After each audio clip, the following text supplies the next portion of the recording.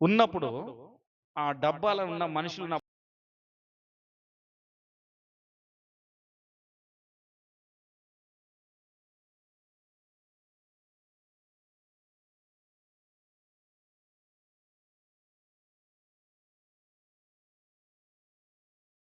4 గంటల సమయం పడితే, ఆ సమయంలో వెయిట్ చేస్తున్నప్పుడు ముందు డబ్బాలనేమో నేను కూర్చున్నా, నాతో పాటి క్లియర్‌గా ఒక్క సహోదరుడు కూర్చున్నాడు.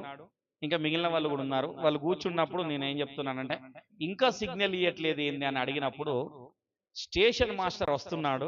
జెండా పట్టుకొని వస్తున్నాడు. నేను దిగి అతని యొద్దకు వెళ్లి, "ఏంటి బ్రదర్ నాకెందుకు సిగ్నల్ ఇయ్యట్లేదు? నాకు ఏం పేపర్స్ తక్కువైనాయి? నేను ఏ టాక్స్ కట్టట్లేదు." ఏమడుగుతున్నా నేను? "నా ట్రైన్‌కు నువ్వెందుకు సిగ్నల్ ఇయ్యట్లేదు? నేనెందుకు టాక్స్ కట్టలేదు? నేను టాక్సీ‌లకి అన్ని టాక్సీలు కడుతున్నా. పేపర్ పరంగా నేను ఆల్ క్లియర్ షీట్. నీవు కావాలంటే ఇంకేం తక్కువైందో చూడు. ఆ తక్కువైనది కూడా నేను కట్టడానికి నేనున్నప్పుడు." ఆయన ఒక నవ్వి ఒక మాట అన్నాడు. ఏమనంటే, "దీనికి సిగ్నల్ రాదన్న విషయాన్ని నువ్వు ఇంతవరకు ఇంకా గ్రహించట్లేదు. అక్కడికెళ్తే అక్కడికి ఆ ప్లాట్‌ఫార్మ్‌ల మీదకెళ్తే నీకు సిగ్నల్ వస్తది." అనగానే అక్కడ నీకు చూడగానే నాకు 4, 5 కనబడతన్నాయి. ఈ ఫస్ట్, సెకండ్, థర్డ్‌కి అసలే ఉండదు సిగ్నల్ అని డైరెక్ట్ చెప్పేసిండు ఆయన. ఏం చెప్పిండు? ఫస్ట్, సెకండ్, థర్డ్‌కి ఉండదు అనగానే ఆయన ఇట్లా చూయించనగానే నేను బ్రదర్‌తోని, "బ్రదర్ 4, 5 మీద వస్తదట. నువ్వు 4, 5కి వెనకకి తీసుకెళ్ళు. మన ట్రైన్‌ని తీసుకెళ్ళు. అక్కడికి తీసుకెళ్ళని." నేను నిలుచొని, ఇట్లా నిలుచొని అన్నని ఎక్కమని చెప్పిన. అన్న ఎక్కిండు. పంపిస్తూనే ఉన్నా. పేర్లు చెప్తలేను. పేర్లు చెప్తే మళ్ళా మరి కొంతమంది బాధపడతారేమో అని చెప్తలేను. అన్న వెళ్ళిన పోనీ అన్న అనగానే ఆయన ఏం చేసిండు, ఓకే అని తీసుకుపోయి డైరెక్ట్ తీసుకుపోయి 5వ ప్లాట్‌ఫార్మ్‌లో పెట్టేసిండు. 5వ ప్లాట్‌ఫార్మ్‌లో పెట్టగానే 4 అన్న, 5 అన్న పెట్టమని అన్నా కదా! ఆ! సరే నేనే చెప్పినా కదా! పెట్టేసిండని పెట్టగానే దానికి సిగ్నల్ దొరికేసింది. వెళ్ళిపోయిల్లు. వీళ్ళందరూ ఏం చేసిల్లు? వెళ్ళిపోయారు. ఈ చెప్పడానికి గూడా కారణం ఏందంటే, ఈరోజు వాక్యం చెప్తాంట. కొద్దిమందికి అది పొరపాటున అది అయితదేమో అని అందుకనే ముందే చెప్తున్నారు. హల్లెలూయా! 9 అధ్యాయం గురించి వివరిస్తాను గదా! అయితే ఎళ్ళిపోయింది. ఎళ్ళిపోయిన తర్వాత నేను మళ్ళా నిల్చొనుండి మళ్ళీ స్టేషన్ మాస్టర్ దగ్గరికి పోయినా నేను. మళ్ళీ స్టేషన్ మాస్టర్ దగ్గర పోయి, "ఏమన్నా నువ్వు అసలేమన్నా మనిషివేనా?" ఇట్లనే అంటున్నా నేను. "అసలు నువ్వేమన్నా మనిషివేనా? నా ట్రైన్‌లో నేనెక్కకుండా నువ్వు సిగ్నల్ ఇత్తావా? నేను దిగే ఉన్నా నువ్వు చూడనే చూత్తివి. ఆ! నీ ముందటనే నేను వెనక నడిపిత్తా అంటిని. నువ్వు నన్ను చూసి కూడా మళ్ళా సిగ్నల్ ఇత్తావానే నువ్వు" అంటే, "అది కాదు తమ్ముడు. నీవు ఇక్కడ సిగ్నల్ ఉండదన్న విషయము మొదట ఆ మాట చెప్పలే. నీది ఇంకో ట్రైన్ ఉంది గదా! ఇంకో ట్రైన్ రావాలి కాబట్టి ఇంకో ట్రైన్‌ను సరియైన రీతికి తీసుకపోతావన్న విషయంతోని నేను అందుకని నిన్ను ఉంచినా అని మొదట చెప్పిండు. రెండో విషయం ఏం చెప్పిండంటే, నీకు ఇంకొక పని గూడా ఉంది. ఏందంటే, ఈ ప్లాట్‌ఫార్మ్ మీదకి వచ్చే వ్యక్తులకు ఇక్కడ సిగ్నల్ ఉండదన్న విషయాన్ని నువ్వే తెలియపరచాలని చెప్పిండు. ఎన్ని చెప్పిండు? ఇంకొకటేమంటే, నీ ఇంకో ట్రైన్ ఉన్నది గదా! అని చెప్పిండు. ఇక్కడికి ఈ ప్లాట్‌ఫార్మ్ మీదకి వచ్చే వ్యక్తులకు సిగ్నల్ ఉండదు గదా! అన్న విషయాన్ని మళ్ళా నువ్వే తెలియపరచాలని చెప్పిండు. హల్లెలూయా! అంటే దేవుని భారం ఎంత పెట్టిండన్నది గుర్తుందా? ఆ విషయం చెప్పగానే నేను వెంటనే కళ్ళు తెరిచేసిన. హల్లెలూయా! ఆ! సరే ఓకే. 9దో అధ్యాయంలోకెళ్ళిపోదాం. మార్కు సువార్త 9దో అధ్యాయం కంటిన్యూ. అర్థమైందిగా? ఇది గుర్తుంది గదా! దీని భావం తర్వాత చెప్తా. ఓకే. హల్లెలూయా! 9దో అధ్యాయంలో చూసుకుంటే, 9దో అధ్యాయాన్ని 6 భాగాలుగా విభజిద్దాం. ఎన్ని భాగాలు? చెప్పాలి ఇట్లా. ఎన్ని భాగాలు? మొదట యేసు రూపాంతరం. ఏమిటి? ఇలా చూడాలి. నా ముఖాన్ని చూడండి. నా ముఖాన్ని చూడట్లేదు. ఇలా పెట్టండి అందరూ. యేసు రూపాంతరం. ఏమిటి? రెండోది దయ్యం పట్టిన బాలుడికి స్వస్థత. బాలుడికి స్వస్థత. రైట్. ఇక దయ్యం పట్టిందంటే మనం అంతా వివరించి చెప్తాడు. తర్వాత యేసు పునరుత్థానం గురించి రెండో మారు చెప్పడం. ఏంటిది రెండో మారు? మనకు గుర్తుండేట్టు. ఏమిటిది? మరలా చెప్పడం అన్నాం. మరలా గుర్తుంటుందా? మొదటిది ఏంటిది? రూపాంతరం. రెండోది బాలుడికి స్వస్థత. మూడోది మరలా చెప్పడం. అంటే యేసుక్రీస్తు పునరుత్థానం గురించి రెండోసారి చెప్పడం. ఏం చెప్తున్నా? అందుకనే నేను ఈ చెప్పుకుంటూ పోవాలంటే కొంచెం చదువుకున్న వాళ్ళైనా నెక్స్ట్ అధ్యాయం ఏమున్నదని చదివితే బెటర్. నెక్స్ట్ 10వ అధ్యాయం చెప్తా. 11వ అధ్యాయం చదువుకొని పెట్టుకుంటే మనకు తొందరగా ఉంటది. నాలుగోది పరలోక రాజ్యంలో ఎవరు గొప్పవారు? ఎవడు గొప్పవాడు? నాలుగోది ఏంటిది? ఈ మాటకు వచ్చినప్పుడు అందరు ఏమనుకుంటారో చూద్దాం కానీ ఎవడు గొప్పవాడు? నాలుగోది ఏమిటి? ఐదోది మనకు విరోధి కానివాడు. మనకు విరోధి కానివాడు అనుకున్నాం. విరోధి కాదు. ఈ ఆరోది పాప విషయమై హెచ్చరికలు. ఇది చాలా ప్రాముఖ్యమైనది. ఏమిటి? పాపముపై హెచ్చరికలు. ఈ 6 విషయాలు ఈరోజు ధ్యానించుకున్నాం. ఇవి 9వ అధ్యాయంలో ఉన్నాయి. ఎన్నో అధ్యాయములు ఉన్నాయి? 9వ అధ్యాయములు ఉన్నాయి. అయితే 9వ అధ్యాయమును నేను 2వ వచనం నుండి మీకు చెప్పాలనుకుంటున్నాను. 6 దినములైన తర్వాత యేసు పేతురు, యాకోబు, యోహానులను మాత్రమే వెంటబెట్టుకొని ఎత్తైన ఒక కొండ మీదికి ఏకాంతంగా వారిని తోడుకొని పోయి వారి ఎదుట రూపాంతరం పొందెను. ప్రార్థన చేసుకున్నాం. ప్రేమగల తండ్రి, దయగల యేసయ్య, కరుణగల రక్షక, దయాదాక్షిణ పూర్ణుడా, నీకు వేలాది కోట్ల వందనాలు, స్తుతులు, స్తోత్రాలు చెల్లించుకుంటున్నాను ప్రభువా. ఈరోజు మార్కు సువార్త 9వ అధ్యాయాన్ని ధ్యానించుచుండగా ప్రభువా, వినగల చెవులు, గ్రహించగల మనసును వీరికి దయచేయండి. ఏమి చెప్పాలనో ఏమి చెప్పకూడదో ప్రభువా నాకు కూడా మీరు నేర్పించమని నాజరేయుడైన యేసు క్రీస్తు నామమున అడుగుచున్నాము తండ్రి, ఆమేన్. హల్లెలూయా. అందరు ఇక్కడ ఉన్నారా? అందరు ఇక్కడనే ఉన్నారా? ఒకసారి ఉంటే గట్టిగా హల్లెలూయా చెప్పండి. మొదటి విషయం ఏం చెప్పాను? రూపాంతరం. యేసు క్రీస్తు వారు ఒక 3 వ్యక్తులను తీసుకొని, ఎంతమందిని? ఎవరెవరి పేరున్నది? పేతురు, మరియు మోషేయు, ఏలియాయు. 3 వ్యక్తులను తీసుకొని, మంచిగా వినండి, నేను వాక్యం చెప్తుండండి. మైకులు తీసుకోండి అక్క, మైకులోనే చదవండి. ఆ మైక్ కూడా వాళ్ళకి ఇచ్చేసి. 3 వ్యక్తులను తీసుకొని తీసాడు. ఏం చెప్పాడు? మొదటి వ్యక్తి ఎవరు? పేతురు, యాకోబు, యోహాను. ఈ 3 వ్యక్తులను తీసుకొని ఎత్తైన కొండ మీదకి పోయినట్ట. ఎక్కడికి పోయిండు? యేసు క్రీస్తు వారు ఎవరినైనా మనుషులను ఎత్తైన కొండ మీదే పెట్టాలనుకుంటున్నారు. ఒకసారి ఎత్తైన కొండ గురించి ప్రసంగం చేశాను, గుర్తుందా? మొదట ప్రసంగాలన్నీ ఎందుకు చేసుకుంటూ వచ్చానంటే, ఆ ప్రసంగాలు అర్థం చేసుకున్నప్పుడు ఇవి త్వరగా భావన అర్థం అవుతుండే, తర్వాత వివరించడం అవసరం లేదు. ఎత్తైన కొండ మించెలు ఉన్నప్పుడు మనము కింద చూసినప్పుడు చిన్నగా కనబడతాయి అన్ని. అర్థమైందా? ఎవరన్నా ఫ్లైట్ లో వెళ్ళిన అనుభవం ఉందా? నేను వెళ్ళాను. అలా కాకుండా మనం దూరం నుండి చూసినప్పుడు దూరం వ్యక్తులు ఎలా కనబడతారు? మనకు చిన్నగా కనబడతారు. అవునా కదా? ఎంత కనబడతారు? చిన్న చిన్న వ్యక్తులుగా కనబడతారు. దగ్గరికి వచ్చి చూస్తేనే పెద్దగా కనబడతారు. చాలా మంది ఏంటంటే, మన సమస్యలు కానీ మన బాధలు కానీ దగ్గర నుండి చూస్తుంటాము కనుక మనకు అవి పెద్దగా కనబడుతున్నాయి. అదే నువ్వు యేసుక్రీస్తు వారిలో ఉండి యేసుక్రీస్తుతోని ఎత్తైన కొండ మీద ఉండే నీకు భావన కలిగినప్పుడు ఆ సమస్య నీకు చిన్నదే. ఏమైతుంది?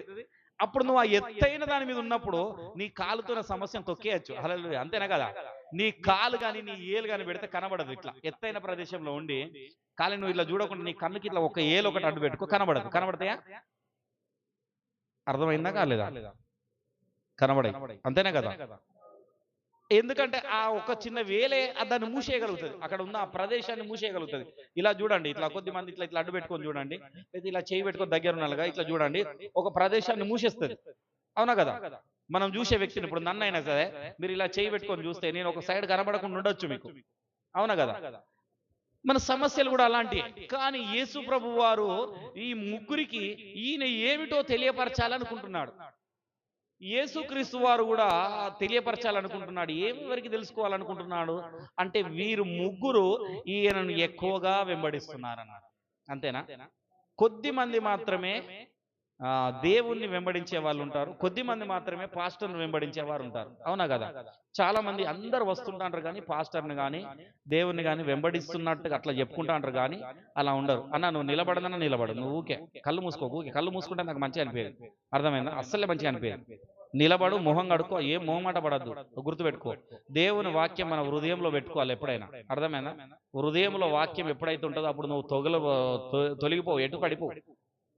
అయితే ఈ 3ని తోడుకొని పైకి పోయి ఆయన రూపాంతరపడినప్పుడు ఆయన వస్త్రములట మహా తెల్లగైనట. ఏ చాకలివాడు గాని అంత తెల్లగా చేయడట. అక్కడ ఉన్నదా లేదా? చూడండి, బైబిల్లో ఉన్నదా? ఏ చాకలివాడు గాని అంత తెల్లగా చలువ చేయలేదు. అబ్బా, ఆయన బట్టలు అంత తెల్లగా అయినాయి. అంత తెల్లగా అయినప్పుడు, ఆయన రూపాంతరం అయినప్పుడే ఆ తెల్లగాని నీ జీవితంలో కూడా నీవు ఇంకా రూపాంతరం చెందకపోతే నీ జీవితం కూడా అంత తెల్లగా కాదు. మనం ప్రార్థన చేస్తుంటా అంటాం, ఏమంటాం? హిమము కంటే తెల్లగా నన్ను కడగండి ప్రభువో. చేస్తామా చేయమా?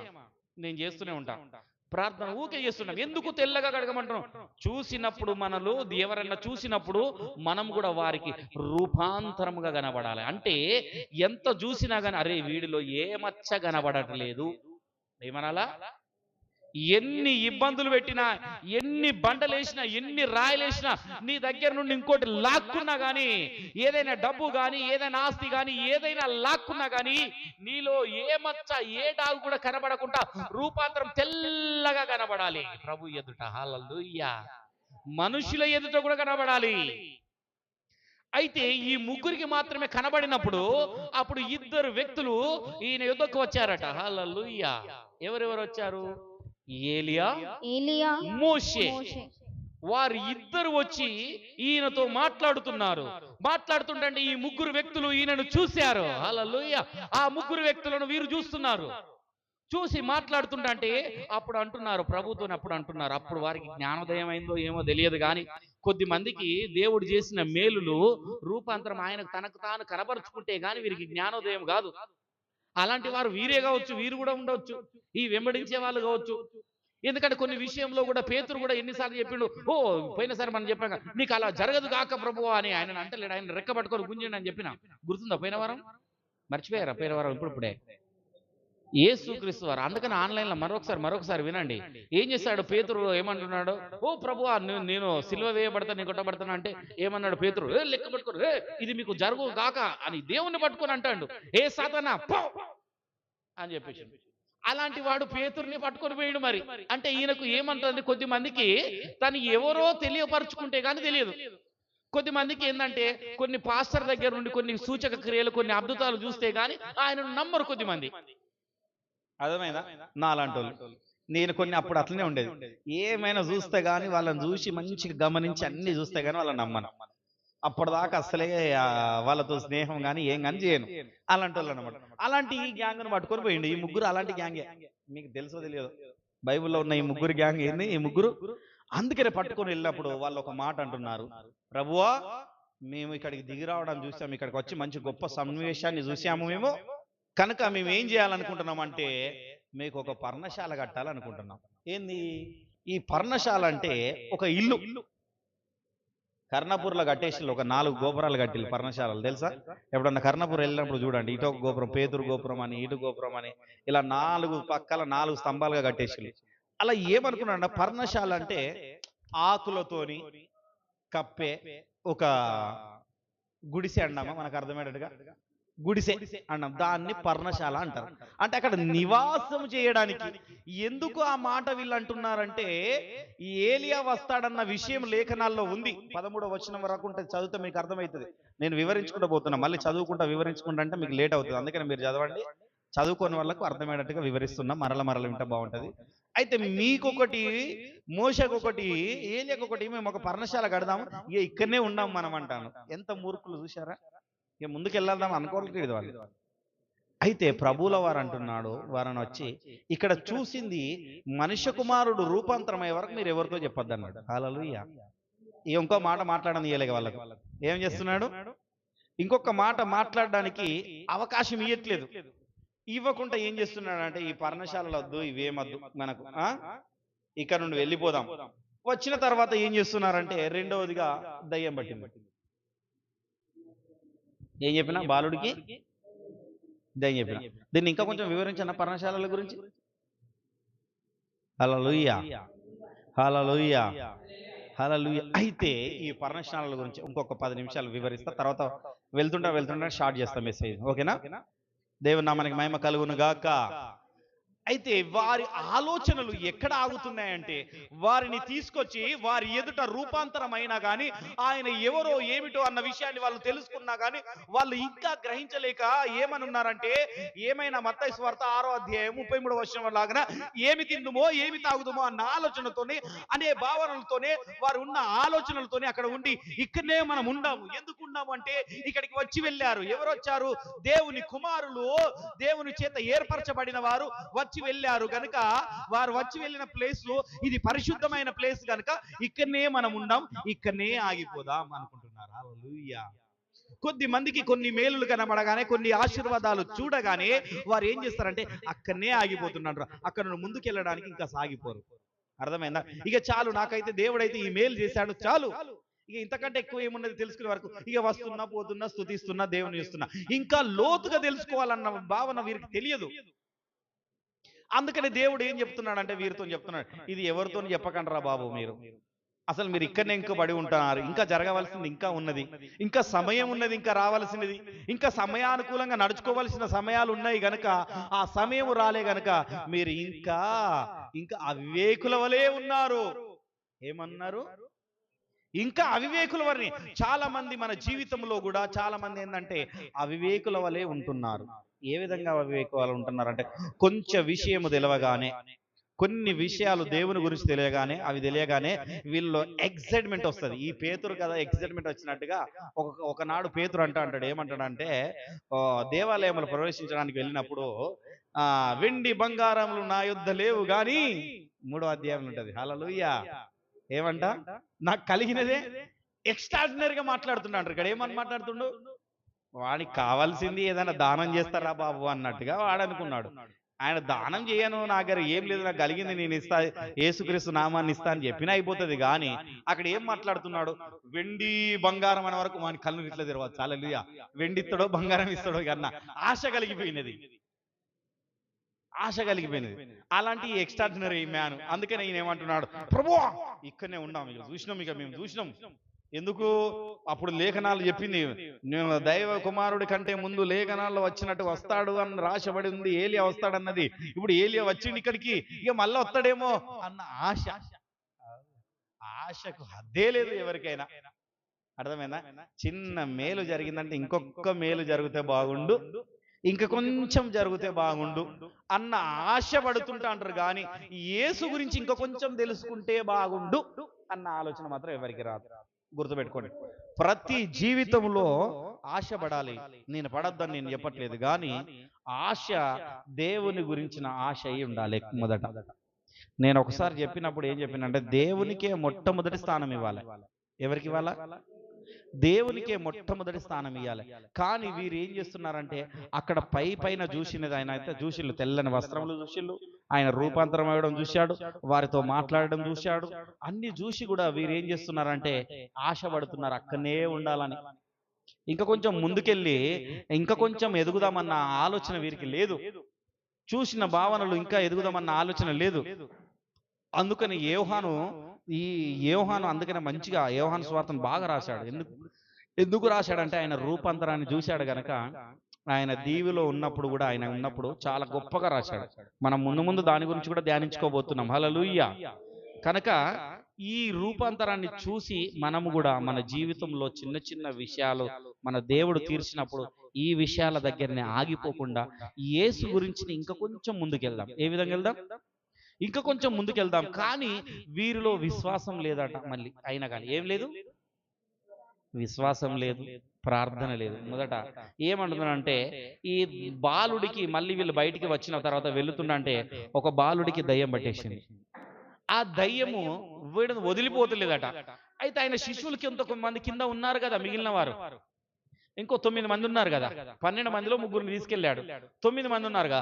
ఆ 9 మంది దగ్గరికి తీసుకొచ్చి, మా బాలుడికి దయ్యం పట్టింది అయ్యా, దీన్ని వదిలించండి అన్నారు. హల్లెలూయా. ఇప్పుడు ఈ శిష్యులు అనగా, ప్రభు అనగా పాస్టర్ లేనప్పుడు మీరు ఏం చేశారంటే, దయ్యం పట్టిన వాడిని ఎవరన్నా మీ దగ్గరికి తీసుకొస్తే దాన్ని మీరు వదిలించలేకపోతారు. ఇక ఓపెన్గా మనకు అర్థమయ్యేటట్టుగా చెప్తున్నా. అంటే మరలా వేరే బాధపడకండి, మేము వదిలించలేమన్నా, మేము ప్రార్థన పరం అనుకోకండి. ఉన్న వాక్యాన్ని బట్టి మనం కొంచెం ముందుకు వెళ్ళడానికి నేను చెప్తున్నా. అయితే వారు తీసుకొచ్చినప్పుడు ఏం చెప్తున్నారంటే, వాళ్ళు ఎన్ని చేసినా కానీ వదిలిపోతలేదు దయ్యం. యేసు ప్రభుల వారు స్వయం కిందికి వచ్చిన తర్వాత, ఏందయ్యా ఏం జరుగుతుందని ఆయన చూసిండు. ఏంది అసలు ఏంటి వాటా పని జరుగుతుంది అంటే, అయ్యా నేను చెప్పాను, మీ శిష్యులకు చెప్పాను, కానీ ఈ దయ్యం వీళ్ళు వదిలిపెట్టుతూ పోవట్లేదు, ఏం చేయాలి అన్నప్పుడు ఆయన ప్రభుల వారు అంటాడు, మూర్ఖులైన, ఎక్కడుంటే 18 కంచెలు ఒకసారి చదువుదాం. 18 అది 18, 19 చదవండి. అందుకు ఆయన, ఉమ్. విశ్వాసం లేని తరములారా, ఆ. నేను ఎంతకాలం మీతో నుందును, ఉమ్. ఎంతవరకు మిమ్మల్ని సహింతును, ఉమ్. వానిని నా యొద్దకు తీసుకొని రండని వారితో చెప్పగా, ఆ. వారు ఆయన యొద్దకు వాణ్ణి తీసుకొని వచ్చిరి. ఏమంటున్నాడట? అందుకాయన విశ్వాసము లేని తరములారా. తరం అంటే ఎవరు? ఇప్పుడు మనలో ఒక తరం అనొచ్చు. చాలా మందికి విశ్వాసం ఉన్నదని అనుకుంటున్నారు కానీ చాలా మందికి విశ్వాసం లేదు. నేను చెప్తున్నా, 100% చెప్తున్నా. విశ్వాసం ఉందన్న భావనతోనే వీరు కూడా దేవునితో తిరిగిన అన్న భావనతోనే వీరు ఏం చేస్తున్నారు? ఆ దయ్యాన్ని వెళ్ళగొట్టాలని చూశారు, కానీ వెళ్ళగొట్టట్లేదు. ఈ దయ్యం అనగా మన ఇంట్లో పట్టిన సమస్య. ఏమిటి? నీ ఇంటిలో పట్టిన దరిద్రం, మన ఇంటిలో పట్టిన సమస్య. మరి ప్రభువుల వారు ఎంతకాలం వచ్చి దాన్ని తీసేస్తూ పోతుంటాడు. అందుకని అంటున్నాడు, ఏమంటున్నాడు? ఎంతకాలం నేను మీతో ఉంటా? ఇక మీతోనే నా జీవితాంతం ఉండేను, ఇక వేరే చూసుకోవద్దా? ఈ ప్రపంచాన్ని చూసుకోవద్దా? ఎంతకాలం ఇంకా ఈ అవిశ్వాసుల వారే ఉంటారు? ఇంకెంతకాలం ఇంకా నా మీదనే ఆధారపడి ఉంటారు? అర్థమైంది? ఎన్ని భావనలు వస్తున్నాయి చూసారా? ఒక్కసారి నేను ఎదురుగా ఉన్నానన్న భావనతోనే మీరు ఇంతకాలం బ్రతుకుతున్నారు, కానీ నేను వెళ్ళినప్పుడు మీరు ఎలా బ్రతకాలన్న విషయాన్ని నేను నేర్పిస్తున్నా. ఇంకా ఎందుకు ఇలా ఉంటున్నారు? కేవలం నమ్మిక మాత్రం నా పైన ఉంచు. ఆ కిందికి వస్తే ఉంటది, కొంచెం చూడండి. నమ్మిక మాత్రం. చాలా మంది ప్రార్థన చేస్తుంటే ఈ పదాన్ని మనం వాడుతుంటాం, మనం కూడా చూస్తుంటాం. అక్కడ అందుకు ఏసు 23 22 నుండి చదువు. 22 చదువుతాం. అది వాని నాశనము చేయవలని తరచుగా అగ్నిలోను నీళ్లలోను పడద్రోయను. ఏమైనా నీ వలన అయితే మా మీద కనికరపడి, ఇక్కడ చూడండి, ఏమైనా నీ వలనైతే మా మీద కనికరపడి మాకు సహాయం చేయమని చెప్పాను. ఏమంటున్నారు? చాలు ఒక నిమిషం. ఏమంటున్నారంటే, ఈ దయ్యం పట్టిన తల్లిదండ్రులు వచ్చి ఏమన్నారు? నీకు ఏమైనా సహాయం చేయాలనిపిస్తేనే. చూసినవా దేవుణ్ణి ఎంత రిక్వెస్ట్ చేసుకుంటున్నారు? ఇది విశ్వాసం. చాలా మంది ఏమనుకుంటారు అంటే, కొద్ది మందికి ఓవర్ ఎక్సైట్మెంట్ ఏముంటది? దేవుడు ఇస్తాడయ్యా, ఎందుకు మారువాడు, ఎందుకు మారు? ఈ ఎక్సైట్మెంట్లు వస్తాయి, కానీ నీ హృదయాన్ని ఆయనకి ఇస్తున్నావా? ఇయ్యడన్న డిమాండ్ చేస్తున్నావు. డిమాండ్ చేయి, నేను కాదనట్లేదు, కానీ ఎప్పుడు డిమాండ్ చేయాలన్న విషయాన్ని తెలుసుకున్నవాడే నిజమైన వాడు. హల్లెలూయా. అర్థమైందా? డిమాండ్ చేయాల. పని చేస్తున్నావు, బాగా పని చేస్తున్నావు, నీకు ₹1 ఎక్కువ కావాలి అన్నప్పుడు నువ్వు ఏం చేయాలా? మొదట నువ్వు ఎక్కువగా పని చేసి, అందరికంటే ఎక్కువ చేసి, నేను ఎక్కువ చేశానయ్యా కొంచెం చూసి ఇవ్వండి అని అడిగితే బాగుంటది. అర్థమవుతుందా? నేను చెప్పేది అర్థమవుతుందా? కొంచెం నేను ఎక్కువ పని చేశాను చూసి, నువ్వు పని దొంగలాగా ఉండి అటు ఇటు చూసి, నేను 1 గంట సేపు ఎక్కువ చేసిన పని చేసిన అని చెప్పి నాకు ఎక్కువ 1 గంట సేపు చేసినట్ట. నువ్వు 1 గంట సేపు ఎక్కువ చేస్తే నాకేం లాభం? నువ్వు చేయకుండా ఉన్నావా? అందుకని ఒక రోజు వాక్యం చెప్పాను. ఏమను? పరలోక రాజ్యం ఏమని ఉన్నదంటే కూలివని పోలి ఉన్నదని చెప్పిన. తోటలో పని చేయటకు ముందు వచ్చినా వెనక వచ్చినా కానీ ఎప్పుడు వచ్చినా కానీ జీతము సమానమే. ఎందుకు సమానం అంటే, వాడు చేసే పనిని బట్టి దేవుడు జీతం సమానంగా ఇస్తున్నాడు. అది ఎప్పుడు వస్తే నాకేంది? ఏ విధంగా వస్తుంది? ఆ రోజు వాక్యం చెప్పాను కదా, ఎంత బాగున్నదంటే ఆ వాక్యాన్ని రిపీట్ చేసుకొని మళ్ళీ యూట్యూబ్ లో వినండి. హల్లెలూయా. అయితే ఇక్కడ ఏం చేస్తున్నారంటే, ప్రభువుల వారిని ఎంత దీనంగా అనుకుంటున్నాడంటే, చూడండి, నీ వలన అయితేనే, అంటే నీకు ఇష్టమైతేనే, ఏమంట? నీకు ఇష్టమైతేనే నా మీద కనికరపడి. ఎవరి మీద? మా మీద కనికరపడి. గుర్తుపెట్టుకో, మన ప్రార్థన కూడా దేవుని ఎదుట ఆ విధంగానే ఉండాలి. హల్లెలూయా. ప్రభువా నీకు ఇష్టమైతేనే ఈ సమస్య నాకు తీసే. యేసుక్రీస్తు వారు ప్రార్థన చేయడానికి ప్రార్థన నేర్పించాడు. ఏమనంటే, శిలువ మరణం ఆయన ముందట ఉన్నప్పుడు, తండ్రి నీ చిత్తమైతే ఈ గిన్నెను నా యొద్ద నుండి త్రోసివేయి అన్నాడు. ఏమన్నాడు? నీ చిత్తమైతే అన్నాడు. మళ్ళా తర్వాత మరలా వచ్చి ఏమంటున్నాడు? నా ఇష్టము కాదు, నీ చిత్తమే నా ఎడల జరుగును గాక. ఇది కదా ప్రార్థన నేర్పించినాడు. ప్రార్థన, ఈ ప్రార్థన భావాన్ని వాళ్ళు వినట్లేదు. అందుకనే అప్పుడు అన్నాడు, నీకు ఇష్టమైతేనే, నీ చిత్తమైతేనే, నీకు వీలైతేనే. ఆయనను కనికరపడినప్పుడు అప్పుడు ఆయన ఒకే మాట రిలీజ్ చేస్తున్నాడు. 23 అందుకు యేసు, నమ్ముట నీ వలనైతే నమ్మువారికి సమస్తము సాధ్యమే. హల్లెలూయా. చప్పట్లు కొడదామా అందరం ఒకసారి, గట్టిగా చప్పట్లు కొడదామా, నిద్ర మత్తు పోయేలాగా చప్పట్లు కొడదామా, గట్టిగా అందరు కొట్టాలా. నమ్ముట నీ వలనైతే నమ్మువానికి సమస్తమును అని అతనితో చెప్పెను.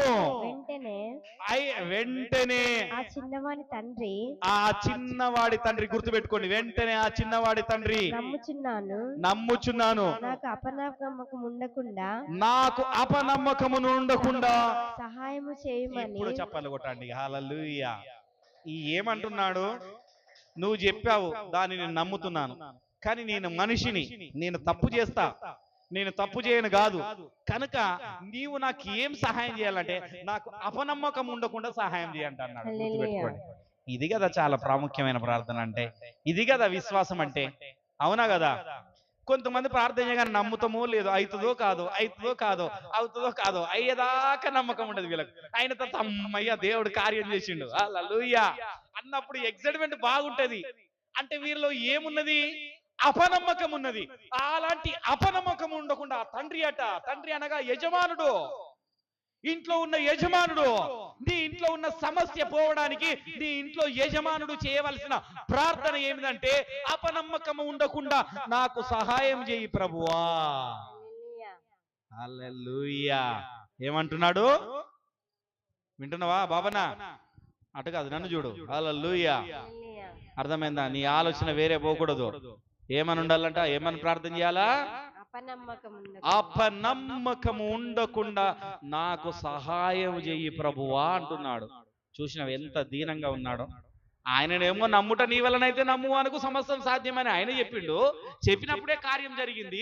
ఆ కార్యం జరిగిన దాన్ని రిసీవింగ్ చేసుకోవడానికి, గుర్తుపెట్టుకోండి, అందుకనే రిసీవింగ్ చాలా మందిలో ఉండట్లేదు. దేవుని క్రియలు కానీ దేవుని కార్యములు కానీ నీలో రిసీవింగ్ చేసుకునే పద్ధతి నీలో రావట్లేదు. ఏమి రావాలి అంటే నీలో అపనమ్మకం ఉన్నది, ఇంకా అపనమ్మకం చాలా మందిలో ఉన్నది. 90% మనుషులకు ఉంటుంది అపనమ్మకం, 10% మనుషులు మాత్రమే ఖచ్చితంగా నమ్ముతారు. దీన్ని ఎంతమంది ఒప్పుకున్నా ఒప్పుకోకపోయినా నేనేది చెప్తున్నా, ఓపెన్ చెప్తున్నా. 10% మనుషులు మాత్రమే ఖచ్చితంగా నమ్ముతారు. అప్పుడు ఏ కీడు జరిగినా ఏ మేలు జరిగినా దేవుడు నాకు మేలు చేస్తాడన్న ఖచ్చితంగా బండ గుర్తుగా పట్టుకొని ఉంటారు. అర్థమైందా? ఎందుకు? అపనమ్మకము కలగకుండా సహాయం చేయమని దేవుని యొద్ద నుండి వాళ్ళు కోరుకున్నారు. నీవు ఏది కోరుకోవాలన్నా ఏది చేయాలన్నా కానీ దేవుని యొద్ద నుండి నువ్వు కోరుకున్న వాళ్ళవై ఉండాలి. అందుకని దేవుడు నిన్ను పట్టుకునేవాడై ఉండాలి, వేరే వాళ్ళు ఉండకూడదు. హల్లెలూయా. అప్పుడు అలా ప్రార్థన చేసినప్పుడు ఏం జరిగిందంటే కార్యం జరిగిపోయింది. హల్లెలూయా. తర్వాత ఏం చేస్తున్నాడు?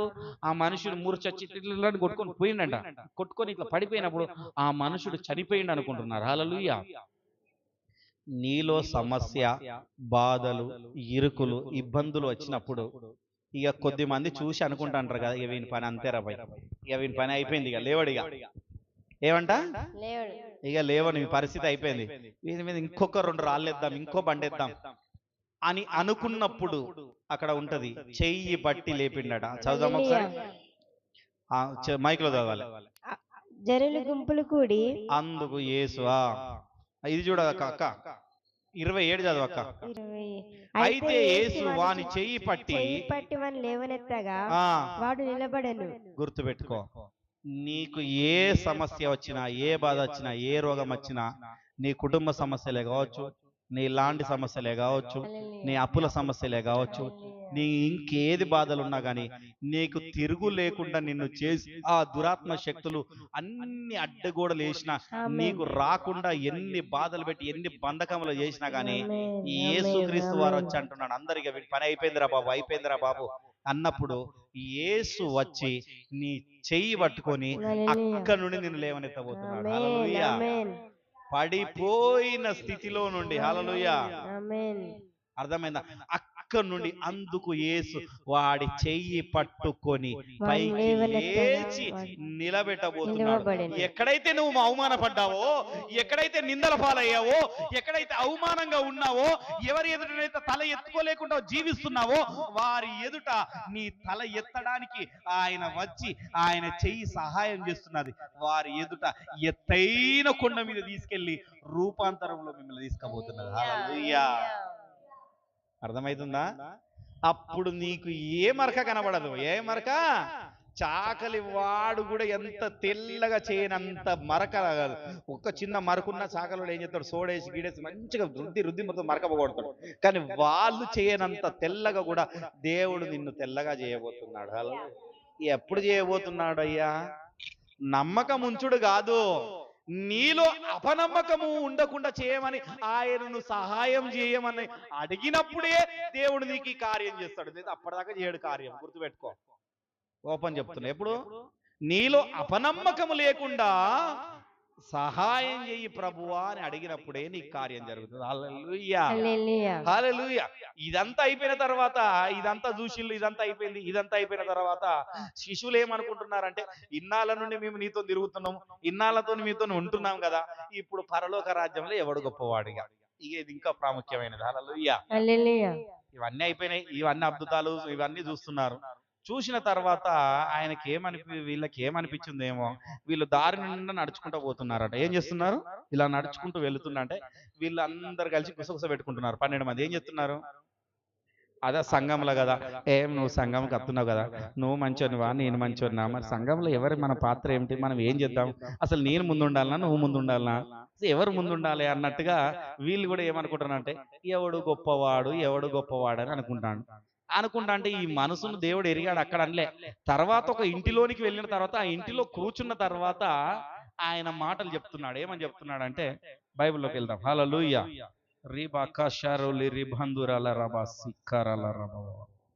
33 నుండి చూడండి. 33 నుండి. అంతటా వారు కపెర్నహూమునకు వచ్చిరి. వాడు ఎవడు గొప్పవాడని మార్గమున ఒకనితో ఒకడు వాదించిరి గనుక ఆయన ఇంట ఉన్నప్పుడు, మార్గమున మీరు ఒకరితో ఒకరు దేన్ని గూర్చి వాదించినారని వారిని అడగగా వారు ఊడకుండిరి. అప్పుడు ఆయన కూర్చుండి 12 మందిని పిలిచి, ఎవడైనా మొదటి వాడై ఉండగోరిన ఎడల, ఎవడైనను మంచిగా వినండి, మొదట వాడై ఉండగోరిన ఎడల వారందరిలో కడపటి వాడగును అందరికి పరిచారకుడై ఉండవలనని చెప్పి ఒక చిన్న బిడ్డను ఎవరైతే పరలోక రాజ్యంలో గాని సంఘంలో గాని మొదట వాడుగా ఉండాలని కోరినవాడు ఏం చేయాలంట? పరిచారకుడు అంటే ఏమిటంటే, అందరికి సేవ చేయవలసిన వాడై ఉండాలి, అందరి సమస్యలు మీద ఎత్తుకునే వాళ్ళు ఉండాలి. హల్లెలూయా. ఏం చేయాలి? ఎవరైనా సరే, ఎగ్జాంపుల్ ఎవరిని తీసుకున్నాం? నారదన్నని తీసుకున్నాం. ఎప్పుడు ఎగ్జాంపుల్ తీసుకోలే కదా, నారదన్నని తీసుకున్నాం. నారదన్న అనుకోవచ్చు, ఏమనుకోవచ్చు, నేను సంఘంలో నేను మొదట ఉండాలి, నేను మంచిగా ఉండాలి, దేవుని రాజ్యంలో నేను అన్నిట్లలో నేను ముందటగా ఉండాలి అని ఆయన అనుకున్నప్పుడు ఆయన ఏం చేయాలి? ఎరికైనా సంఘంలో ఉన్న వారందరికీ సేవ చేయాలి. ఏం చేయాలి మరి? సేవ అంటే ఏమిటి? ఏమైనా వారి సమస్యలు ఉండొచ్చు, సమస్యలను తీర్చేవాడై ఉండొచ్చు, లేదా సంఘంలోకి వచ్చి ముందుగా చైర్లు వేయడము, ఇది ఊడవడం తూడవడం ఇలాంటివి చేయొచ్చు. పరిచర్యలు అంటే ఎన్నో పరిచర్యలు ఉన్నాయి. అర్థమైందా? ఏమన్నా సహాయం చేసే నీ వల్ల అయ్యేది, నీ అయ్యేది ఏముంటుంది? నీ దగ్గర 10 రూపాయలు సాయం చేయగలుగుతావు అంటే 10 రూపాయలు, లేదా ఏదైనా మాట సాయం చేయగలుగుతావు అంటే ఆ మాట సహాయం, ఇంకా ఏదైనా ఇలాంటి చేసుకొని ఏం చేయాలంటే, వారి ముందట గొప్పగా కనబడకుండా నీవు వారి ముందట తగ్గించుకొని వారికి దాసుడిగా కనబడాలట. ఏం కనబడాలి? అర్థమైందా? ఎవరు పరిచారకుడు అంటే ఎవరు? సర్వెంట్. నాకు అక్క మంచిగా చెప్తాను ఇంగ్లీష్. సర్వెంట్ అంటే ఎవరు? మరి పని చేసేటోడే కదా. ఇప్పుడు నేను వచ్చి నీకు పని చేస్తున్నా అంటే నీ servant. I'm a servant. Hallelujah. అర్థమవుతుందా? దేవుని రాజ్యంలో ఉండి మళ్ళీ తర్వాత చెప్పి మళ్ళీ ఏం చెప్తున్నాడంటే, ఒక చిన్న బిడ్డను తీసుకొచ్చి, నాన్న ఇట్రా ఇట్రా నువ్వు ఇట్రా లే, ఒక చిన్న పిల్లని తీసుకొచ్చి ఇట్రా ఇట్రా ఇట్రా ఇక్కడ నిలబడి ఇక్కడ ఇట్లా చిన్న బిడ్డను తీసుకొచ్చి తీసుకొచ్చి వారి మధ్యలో నిలబెట్టినట. నిలబెట్టి ఏం చేసాడు? వారిని ఎత్తుకొని కౌగలించుకొని ఈ చిన్న బిడ్డలో ఒకరి నా పేరట చేర్చుకొని వాడు నన్ను చేర్చుకొను. ఏంటంటే ఈ చిన్న బిడ్డను చేర్చుకునేవారు. ఎందుకంటే ఈ చిన్న బిడ్డలు ఎందుకంటే వీళ్ళు కొట్టినా తిట్టినా కానీ మళ్ళీ వస్తారు. ఏం చేస్తారు? ఇప్పుడు నేను కొట్టినా తిట్టినా అనుకో, మళ్ళీ ఒక 10 నిమిషాల తర్వాత కానీ మళ్ళీ నా దగ్గరకు వస్తారు, పిలిస్తే వస్తారా రారా? వస్తారు. ఇప్పుడు ఎంత బెదిరించినా, ఎంత కొట్టినా కానీ, ఏం చేసినా కానీ, ఎంత కాదని ఏదన్నా కానీ నా దగ్గరికి వస్తూనే ఉంటాను. తల్లి దగ్గరికి కానీ తండ్రి దగ్గరికి కానీ వస్తూనే ఉంటాను. ఓకేనా? అయితే ఇలాంటి మనస్తత్వం కలిగిన వారై ఉండాలి. సంఘంలో ఎవరన్నా నువ్వు చెప్పేటోనైనా వారాబాయ్, నువ్వు ఇప్పుడు నిన్నగాక మొన్నొచ్చి నువ్వు నాకు చెప్తానవా? కొంతమంది అనొచ్చు, ఏమంటారు, మేము పుట్టిన కుమారులం, మీరు అచ్చిలు దత్తపుత్రులు, నువ్వు చెప్పేటోనైనావా? ఇది కూడా ఉన్నది మన దాంట్లోనే. హల్లెలూయా. తెలుసా? చాలా మందికి తెలుసు ఈ మాట చెప్తే, ఇంకా నేను చెప్తే మస్తు అది అవుతారు. అర్థమైన, నేను ఉన్నట్టుగానే మాట్లాడతా. అయితే ఈ నిన్నగా మొన్న వచ్చి చెప్పిన వాళ్ళు విన్నారా అన్న భావన నీలో ఎప్పుడైతే వచ్చినా గానీ, అయినా నువ్వు క్షమించి, ఏం చేసి, అయినా నువ్వు క్షమించి వారికి తగ్గింపుగా పోయి ఇంకా సేవ చేసుకుంటూ ఉంటే వారికే మొదటి స్థానం అంటున్నాడు దేవుడు. హల్లెలూయా. ఇప్పుడేమంట? ఇప్పుడు చెప్పండి, ఎవరిది మొదటి స్థానం పరలోక రాజ్యంలో? చిన్న బిడ్డ. ఎంత కఠినమైనగా చెప్పినాడు తెలుసా? నిన్ను వాడు తిట్టినా సరే, కొట్టినా సరే, చిన్న బిడ్డని వాళ్ళని తీసుకొచ్చి మధ్యలో నిలబెట్టిండు. ఎందుకంటే ఆ సంఘంలో ఉండి నిన్ను అవమానపరిచినా సరే, నువ్వు ఇలాంటి నువ్వు అలాంటి నువ్వు ఇంతకు ముందు ఇట్లున్నావా, నువ్వు మంచినమైనవా, ఇప్పుడు నాకు చెప్పడమైనవా, నువ్వు నిన్న కాక మొన్నొచ్చి నువ్వు నాకు చెప్పడమైనా, నేను ఎప్పుడున్నాడో నాకు తెలుసు అన్న భావన అన్నా కానీ, అయినా ఓకే బ్రదర్, నీకు తెలుసు కదా, నీ అయినా మంచిదే కదా, అయినా సరే నా వల్ల ఏమైనా తప్పు జరుగుతూ పొరపాటైతే క్షమించు, నీకేం కావాలో చెప్పు, నీకు పరిచయం చేయడానికి నేను సిద్ధంగా ఉన్నా అన్న మనసును కలిగి ఆయనకు మరలా నువ్వు సొచ్చుకొని పోతావో, అప్పుడు పరలోక రాజ్యంలో నువ్వే గొప్పవాడి. చప్పలు కొడదామా?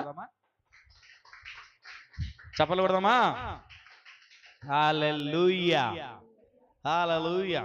ఇంకొక విషయం ఏం చెప్తా? 5వ విషయం మనకు విరోధి. 3వ విషయం చెప్పానా నేను? యేసుక్రీస్తు రెండో రాకడ గురించి చెప్పలే కదా? ఓ ప్రభువా, ఈ పరలోక రాజ్యం కంటే ముందు ఏంటంటే, బిడ్డకు స్వస్థత జరిగిన తర్వాత మరలా వాళ్ళు వచ్చిన తర్వాత యేసుక్రీస్తు వారు మరల వాళ్ళకి ఏం చెప్తాడంటే, యేసుక్రీస్తు గురించి మరలా చెప్తాడు. మనిషి కుమారుడు మనుషుల చేతికి అప్పచెప్పి మరణించబోతున్నాడు అన్న విషయాన్ని మరలా గుర్తు చేస్తాడు. అది రెండో మారం అనమాట. అది 8వ వచనంలో ఒకటోసారి గుర్తు చేస్తాడు. 8:31 ఉంటది. 8వ అధ్యాయం 31 వచనంలో ఉంటది. ఇది కూడా 9వ అధ్యాయం 31 వచనంలో ఉంటది. మళ్ళీ కనుక చదవకండి. మనిషి కుమారుడు అప్ప చెప్తాడని అది అయిపోతుంది. ఇప్పుడు 5వ విషయానికి వెళ్ళిపోదాం. ఎన్నో విషయం? 5వ విషయం ఏం చెప్పాను నేను? మనకు విరోధి కానివాడు. అయితే ఇక్కడ శిష్యులు కొద్ది మంది వచ్చి, గుర్తుపెట్టుకోండి, ఈ మాట చాలా ప్రాముఖ్యమైనది. మనకు విరోధి కానివాడు మన పక్షంలో ఉన్నవాడు. ఎవరు మనకు విరోధి కానివాడు అంటే, శిష్యులు వచ్చి కొద్ది మంది ఏం చెప్తారంట, ప్రభువా నీ పేరుట ఒకడు దయ్యములను వెళ్ళగొడతాడు, కార్యములు చేస్తున్నాడు, వానిని మేము ఆటంకపరిచినాం అన్నారు. వీళ్ళు ఏం చెప్తున్నారు? ఆటంకపరిచినాం అన్నారు.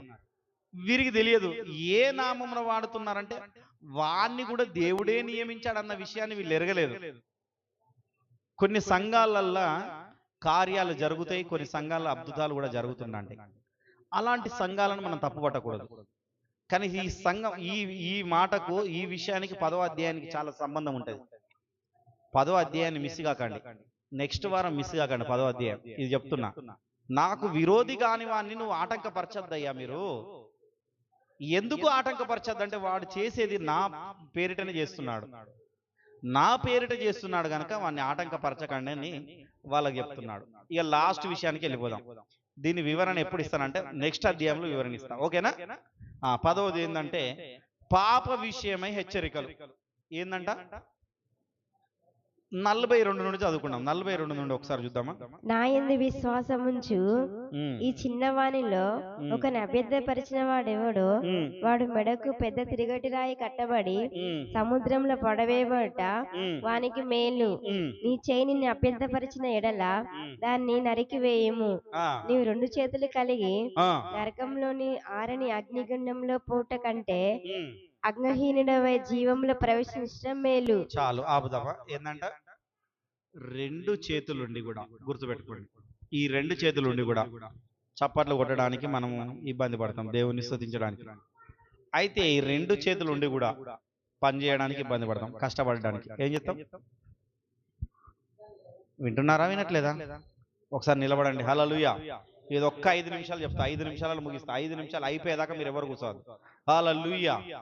గుర్తు పెట్టుకోండి, వీరు అన్ని విషయాలు అభ్యంతరపడుతూ వీళ్ళు ఏం చేస్తున్నారంటే మళ్ళీ ప్రభు యుద్ధకు వచ్చినప్పుడు అడిగినప్పుడు అన్నానంటే, నీకు రెండు చేతులు కలిగి కూడా దేవుడిచ్చిన అవకాశాన్ని నువ్వు సద్వినియోగం చేసుకోకుండా, పనివాడు జీతానికి పాత్రుడు అన్నట్టుగా నువ్వు పని చేసుకోకుండా ఉండి కూడా ఈ రెండు చేతులతో నన్ను స్తుతించకుండా నీ ఇష్టానుసారమైన విషయాలతో నువ్వు నిలడం, నీ ఇష్టానుసారంగా ఈ చేతులు ఎటుబడితే అటు వెళ్ళడాన్ని బట్టి ఏం చేస్తున్నాడు, ఈ చెయ్యి నిన్ను అభ్యంతరపరిచిన ఎడల ఈ చెయ్యిని ఏం చేయమంటా, నరికి వేయము.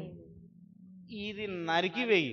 ఈ అంగవైకల్యుడు అయి ఉండి నీవు పరలోక రాజ్యంలో ప్రవేశించడం మేలు గాని ఈ రెండు చేతులు కాలు రెక్కలు ఉండి అగ్నిలో పడితే ఏమైతుంది? అర్థమైంది? అగ్ని ఆరదు, పురుగు జాగదు. అర్థమైందా? ఇంకా నాటుగా చెప్పాలంటే ఈ చెయ్యి నిన్ను అభ్యంతరపరిచేది కుడి చెయ్య. ఇదిగో గడికి ఏం చెప్తుంది? కుడి చేతితో పట్టుకొని అనుడే అనుడు ఏం చెప్తాను? దేవునితో ఉన్న సమయాన్ని దొంగిలిస్తుంది. దీనివల్ల చాలా ఉపయోగాలు ఉన్నాయి. మంచి ఉన్నది, చెడు ఉంది. దీనిలో మంచి తీసుకొని చెడుని పక్కన పెడితే సరిపోద్ది మనకు. అర్థమవుతుందా? నిన్ను అభ్యంతరపరుస్తున్నప్పుడు దీన్ని తీసేసి పక్కన పడేసి నీవు దేవుని రాజ్యంలో ఉండుట నీకు మేలు. అర్థమవుతుందా? తర్వాత ఒక విషయం అంటాడు, కాలు అభ్యంతరపరిచిన ఎడల. గుర్తుపెట్టుకో, ఈ చెయ్యి విషయంలో చెప్తున్నా. ఇంకోటి గుర్తుపెట్టుకో, చెయ్యి విషయంలోకి వచ్చే వరకు నువ్వు ఒక తప్లిస్ట్ కావచ్చు, లేకపోతే నువ్వు ఒక కాంగోయిస్ట్ కావచ్చు, ఇవన్నీ తెలిసి కూడా నువ్వు మంచి చప్పట్లు కొట్టగలుగుతావు కావచ్చు. చప్పట్లు కొట్టగలిసిన నీ చెయ్యి పనులతోని నువ్వు చెయ్యి మంచి ఊడగలుగుతావు కావచ్చు. ఊడ్చే పని కూడా ఎందుకు నిలబడలేకపోతాను? నువ్వు ఏం కాదు, నిలబడు, నొప్పిపోతుంది. ఆయన ఏం కాదు, నిలబడితేనే నొప్పిపోతుంది. కూర్చుంటే బద్ధకం వస్తుంది. గుర్తుపెట్టుకో, నిలబడ, నొప్పిపోతుంది. ఏం కాదు, నువ్వు దేవుని ఎదుట అట్లనే నిలబడిపోతుంది నొప్పి. గుర్తుపెట్టుకో. అయితే గుర్తుపెట్టుకోండి, నువ్వు ఊడవలసిన ఉండి కూడా నీకు ఊడిసే ఎక్స్పీరియన్స్ ఉన్నదేమో, దీన్ని మంచిగా ఊడవలసిన ఎక్స్పీరియన్స్ ఉండి కూడా ఈ వేసే ఉండేదో, కడిగే ఎక్స్పీరియన్స్ ఉండేదో, ఇలాంటి నీ చిన్న చిన్న పనులు చేయకుండా, నీ చేయగలిగినవి చేయకుండా ఉన్నప్పుడు నువ్వు నరకంలో పోవడం కంటే దాన్ని తీసేసుకొని నువ్వు ఉండడం బెటర్. నీ కాలు అభ్యంతరపరిచిన ఏడాలంటాను. గుర్తుపెట్టుకో, ఈ కాలు ఏంటంటే చాలా మంది చర్చికి రావాలన్న మనసు రాదు. ఈ కాలు ఇట్లా వత్తంటే మధ్యలో అటు చూడగానే అటుపోతా ఉంటుంది. ఏం తిరుగుతుంది? కాలు తిరుగుతుంటది. ముందుగా ఏం తిరుగుతుంది? ఈ కాలు కంటే ముందు కన్ను కూడా తిరుగుతుంది. ఏం చేస్తుంది? అక్కడ ఉంటది, రాసి పెట్టి ఉంటుంది, చదివిపిస్తలేను కానీ. నీ కన్ను అభ్యంతరపరిచిన ఎడల, గుడ్డివాడిగా నన్ను, ఈ కన్ను వేరే చూడగానే అదే కావాలనిపిస్తూ ఉంటది. ఏమనిపిస్తుంది? అది కావాలనిపించినప్పుడు ఇది నిన్ను అభ్యంతరపరిచిన ఎడల దీన్ని బీకి ఇలా పడేసి ఈ కుంటివాణిగానో గుడ్డివాణిగానో పరలోక రాజ్యంలో ఉండట నీకు మేలు. ఎందుకంటే ఆ నరకాన్ని నువ్వు తట్టుకోలేవు, ఆ బాధను నువ్వు తట్టుకోలేవు. ఎందుకు తట్టుకోలేవు అంటున్నావు అంటే, ముందుగా మీరందరూ వాళ్ళ ఇంటికి వెళ్ళిన తర్వాత గ్యాస్ పొయ్యిలు ఉన్నాయి, అందరు గ్యాస్ పొయ్యిలు ఉన్నాయి, కట్టెల పొయ్యిలో గ్యాస్ పొయ్యిలు ఉన్నాయి. గ్యాస్ పొయ్యి ఒకసారి అంటించి దాని మీద ఒక 2 నిమిషాలు, ఎక్కువద్దు, 2 నిమిషాలు మీరు చేయి పెట్టండి. ఎన్ని నిమిషాలు? జోక్ కాదు, నేను చెప్పేది సీరియస్. వాక్యం ఎదగాలంటే మీకు తెలియదు. వాక్యం ఎదగాలి, నేను సీరియస్ చెప్తున్నా. ఇది మీకు అర్థం కావాలంటే పోయి దాని మీద 2 నిమిషాలు ఇట్లా పెట్టండి. 2 నిమిషాలు పెట్టగలుగుతారా? 30 సెకండ్లు పెట్టగలుగుతారా? 10 సెకండ్లు పెట్టగలుగుతారా? చూడండి. అలాంటి అగ్నిలో తరతరములు పెద్ద పెద్ద అగ్నిలో నువ్వు కాలవలసి ఉన్నది. ఎవరు? అర్థమవుతుందా? దేవుని వాక్యాన్ని, దేవుని మాటలను నువ్వు అభ్యంతరపరిచి నీ ఇష్టానుసారంగా తిరుగుతే అలాంటి అగ్నిలో నువ్వు కాలవలసి ఉన్నదన్నది గుర్తు చేసుకోవడానికి నేను పెట్టమని చెప్తున్నాను. గుర్తుపెట్టుకో. ఏం చేసుకోవడానికి? గుర్తు చేసుకోవడానికి. ఎందుకంటే అప్పుడు అక్కడ అగ్ని ఎలా ఉంటుందో ఇప్పుడు నీకు తెలిసిపోతుంది, అనుభవం వస్తుంది, ఎక్స్పీరియన్స్ వస్తుంది అన్నమాట. ఇలాంటి అభ్యంతరపరిచిన నీలో ఏదన్నా ఉంటే, వాక్యం చదవడానికి, వాక్యం చూడడానికి, వాక్యం చెప్పడానికి అభ్యంతరపరిచిన నీ కన్ను అభ్యంతరపరిచిందేమో, మంచి విషయాలకు కాకుండా నీ కాలు చెడు విషయాలకు వెళ్తున్నదేమో, చెడు కార్యములు చేయడానికి వెళ్తున్నదేమో, నీ చెయ్యి వీటిని నరికి వేసుకో. దేవుని యొద్దకు రావడానికి నువ్వు అభ్యంతరపడుతున్నావేమో, దానిని నువ్వు నుండి తీసేసుకో. ఎందుకంటే ఆ అభ్యంతరం కలిగి నువ్వు నరకములో పడబడి అంత అగ్నిలో కాలడం ఆయన ఇష్టం లేదు, ఆయనకు చిత్తము కాదు. ఆ అగ్నిని ఇప్పుడే నువ్వు చూడు. అలా కాకుండా మంచి జీవజలంలో నువ్వు అవిటివాడిగినా గుడ్డివాడిగినా చెయ్యిలోని నువ్వు జీవములో ప్రవేశించడం నీకు మేలు, నిత్య జీవములో ఉండటం నీకు మేలు. కానీ అవన్నీ కలిగి ఉండి కూడా నువ్వు ఈ అగ్నిలో పోకు బిడ్డ అన్న హెచ్చరికలు చెప్తున్నాడు దేవుడు. హల్లెలూయా. ఎందుకు చెబుతున్నాడు అంటే వీరిలో విశ్వాసం లేదు. ఏమి లేదు? మరి ఇవన్నీ కలగాలి అంటే, ఇవన్నీ కలగాలంటే ఇవన్నీ ఏ విధంగా కలుగుతాయి? అర్థమైందా? ఏ విధంగా కలుగుతాయి తెలుసా? ప్రార్థన వల్ల కలుగుతాయి. హల్లెలూయా, హల్లెలూయా. ఏం కలుగుతాయి? ప్రార్థన చేయడానికి కూడా, ప్రార్థనకు రావడానికి కూడా మనకు బద్ధకమే. అర్థమైందా? అందుకనే గుర్తు పెట్టుకోండి, మనం ఏది చేసినా కానీ ఏం చేయాలంటే మనం ఎత్తైన కొండపైన ఉండాలి. ఆయన రూపాంతరాన్ని చూసిన వారమై ఉన్నాం. అందరం చూసామా లేదా? ఎత్తైన కొండ మీద ఉండి ఆయన రూపాంతరాన్ని చేశాము కానీ మనలో విశ్వాసము, ప్రార్థన అన్నది తగ్గిపోతున్నది. ఏం తగ్గిపోతుంది? నమ్మిక మాత్రం ఉంచమన్నాడు, కానీ అపనమ్మకం కలగకుండా ఉండాలి అన్న విషయాన్ని మనం ప్రార్థన చేయలేకపోతున్నాం. ఈ కాంచెలు ఈ పాఠం మనకి ఏం చెప్తుందంటే, ఒక ఎత్తైన కొండ మీదకి తీసుకెళ్ళి దేవుని రూపాంతరం చూసిన మనము, గుర్తుపెట్టుకోండి, ఎవరు దేవుడెవరో, ఆయన రూపాంతరం ఏదో, ఆయన తెల్లగా పరిశుద్ధుడు అన్న విషయం మనకు తెలుసు. పాత నిబంధన కానీ కొత్త నిబంధనలు కానీ సంఖ్యాకాండంలో ఒక మాట చెప్తాడు, ఏంటంటే నేను పరిశుద్ధుడని గనక మీరును పరిశుద్ధముగా ఉండి అన్నది చెప్తున్నాడు. పాత నిబంధనలకు అదే మాట చెప్తున్నాడు, కొత్త నిబంధనలు కూడా అదే మాట చెప్తున్నాడు. కనుక ఆయన పరిశుద్ధ దేవుడని తెలుసుకొని, అన్ని విషయాలు తెలుసుకొని కూడా మనం ఇంకా అపవిశ్వాసంగా, అపపరిశుద్ధముగా జీవిస్తున్న మనలను మళ్ళొక్క అడుగు ముందుకు లేపుతూనే, మనలో విశ్వాసాన్ని పెంచుతూనే మళ్ళీ లాస్ట్గా చివరిలో నరకాన్ని గుర్తు చేస్తున్నాడు. అర్థమవుతుందా? ఏం చేస్తున్నాడు? నీ వల్ల ప్రతిదీ సాధ్యమవుతుంది. దయ్యం నువ్వు వెళ్ళగొట్టగలుగుతావు, స్వస్థపరచగలుగుతావు, నువ్వు రూపాంతరం చెందగలుగుతావు, నువ్వు నాతో పాటు రూపాంతరం చెందగలుగుతావు. ఏలియా, మోషే ఏ విధంగానైతే రూపాంతరం చెందిందో నువ్వు కూడా నాతో రూపాంతరంలోకి రాగలుగుతావు, మీరు కూడా నాతో వస్తారు. కానీ నీలో కొంచెం అపనమ్మకం ఉన్నది. ఏంది ఆ అపనమ్మకము? పోవాలి అన్న విషయాన్ని నా చేతిలో పెట్టకుండా నీకు నీవే నిర్ణయాలు చేసుకుంటూ ఉంటున్నావు కనుక మళ్ళొక్కసారి నరకాన్ని గుర్తు చేసుకోవయ్యా. అక్కడ నరకం ఏమున్నదంటే, నీలో ఏమన్నా అభ్యంతరపరుస్తున్నాయేమో, నీ చెయ్యో గాని, నీ కాలో గాని, నీ కన్నో గాని, లేదా నీ నోర గాని ఏదైనా అభ్యంతరపరుస్తున్నదేమో, ఇది మళ్ళొక్కసారి గుర్తు చేసుకొని రాయబడినది అంతే. హల్లెలూయా. నీవు ఉన్నావు రూపాంతరంలోనే, నువ్వు రూపాంతరంలోనికే వస్తున్నావు, నా రూపాంతరాన్ని చూస్తున్నావు, కానీ అవిశ్వాసంగా జీవిస్తున్నావు. అందుకనే నీ అవిశ్వాసమైన జీవితంలో నుండి నీకు విశ్వాసం కలగాలంటే, ఈ అవిశ్వాసం నీ నుండి తొలగడానికి సహాయం చేయవాడని నేనున్నానన్న విషయాన్ని మరలా జ్ఞాపకం చేయడమే ఈ అధ్యాయం. హల్లెలూయా. అర్థమైందా? ఇప్పుడు అధ్యాయ వివరణ అర్థమైపోయింది కదా. అందుకనే గనక ఏం చేస్తున్నాడు? మళ్ళొకసారి నరకాన్ని గుర్తు చేస్తున్నా.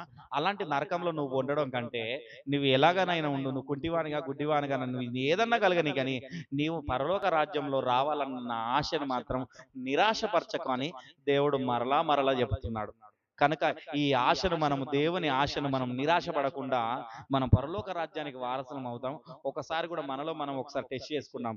ఎందుకు టెస్ట్ చేసుకున్నాం అంటే, నరకం ఎలా ఉంటుంది అన్న దానికి తెలుసుకోవడానికే మీకు గ్యాస్ పొయ్యి మీద ఉండండి అని చెప్పిన కనుక అందరం మనం ప్రార్థన చేసుకున్నాం.